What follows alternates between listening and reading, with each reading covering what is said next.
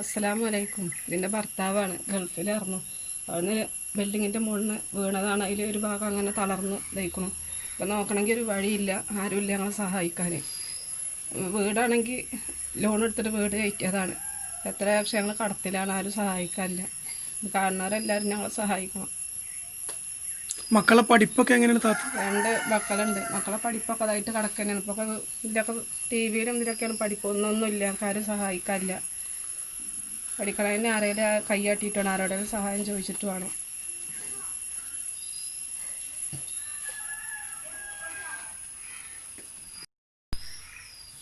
അസ്സലാമലൈക്കും. ഞാൻ ഗൾഫിലാണ് ജോലി ചെയ്തിരുന്നത്. അവിടുന്ന് ബിൽഡിങ്ങിൻ്റെ മുകളിൽ നിന്ന് കീഴ്പോട്ട് വീണാണ്. സഹായിക്കാൻ ആരുമില്ല. അത് കാണുന്ന എല്ലാവരും എന്നെ സഹായിക്കും.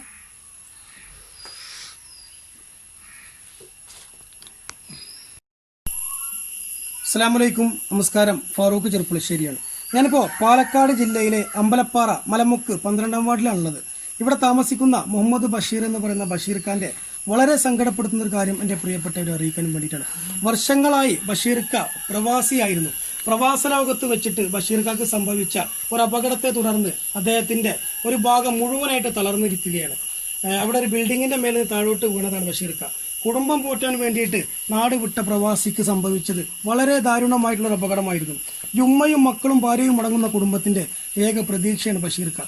എല്ലാവരുടെയും പോലെ തന്നെ സ്വപ്നം വിരിച്ചപ്പോൾ ഒരു വീടെന്ന സ്വപ്നവുമായി ബഷീർ ഖാ ഒരു ചെറിയ വീട് കയറ്റി. പക്ഷേ ഈ വീട് ഇന്ന് ബാങ്ക് ലോണിന്റെ ജപ്തിയിലാണ്. ബാങ്കിൽ നിന്ന് ജപ്തി ചെയ്യാൻ വേണ്ടിയിട്ട് അവിടുത്തെ ഉദ്യോഗസ്ഥന്മാർ വന്നപ്പോൾ ബഷീർ ഖാന്റെയും കുടുംബത്തിന്റെ അവസ്ഥ കണ്ടപ്പോൾ അവർ വളരെ സങ്കടത്തോടു കൂടി മടങ്ങിപ്പോയി. ഇനി ഒരു അവധിയില്ല എന്ന് പറഞ്ഞിട്ടാണ് അദ്ദേഹം ബാങ്ക് ഉദ്യോഗസ്ഥന്മാർ പോയിട്ടുള്ളത്. ഏത് ബാങ്കിലാണ് നിങ്ങൾ? ഒറ്റപ്പാലത്തുള്ള കാർഷിക ബാങ്കിലാണ് ഇവർ ലോൺ എടുത്തിട്ടുള്ളത്. ഈ കുടുംബത്തിന്റെ ഈ മക്കളുടെ വിദ്യാഭ്യാസം മുടങ്ങിക്കിടക്കാണ്. കാരണം മറ്റൊരു ആശ്രയവുമില്ല. ഈ നല്ലവരായ നാട്ടുകാരുടെയും അതുപോലെ തന്നെ ഇവർ പഠിക്കുന്ന സ്കൂളത്തെ അധ്യാപകന്മാരുടെ ഒക്കെ കാരുണ്യത്തിലാണ് ഈ മക്കളുടെ വിദ്യാഭ്യാസം മുന്നോട്ട് പോകുന്നത്. ആരെങ്കിലൊക്കെ സഹായിക്കുന്ന സഹായം കൊണ്ടാണ് ഇവിടെ 3 നേരം ഭക്ഷണം കഴിക്കുന്നത്. എൻ്റെ പ്രിയപ്പെട്ടവരെ, 100% അർഹതപ്പെടുന്ന കുടുംബമാണ്. അതിന് പുറമെ ഒരു പ്രവാസിയായിരുന്നു ബഷീർ ഖാ. എല്ലാവരും സഹായിക്കണം. സുമനസ്സുള്ള നല്ലവരായ നാട്ടുകാരും പിന്നെ നല്ലവരായ പ്രവാസി സുഹൃത്തുക്കളും പറയാനുള്ളത് സഹായിക്കണം.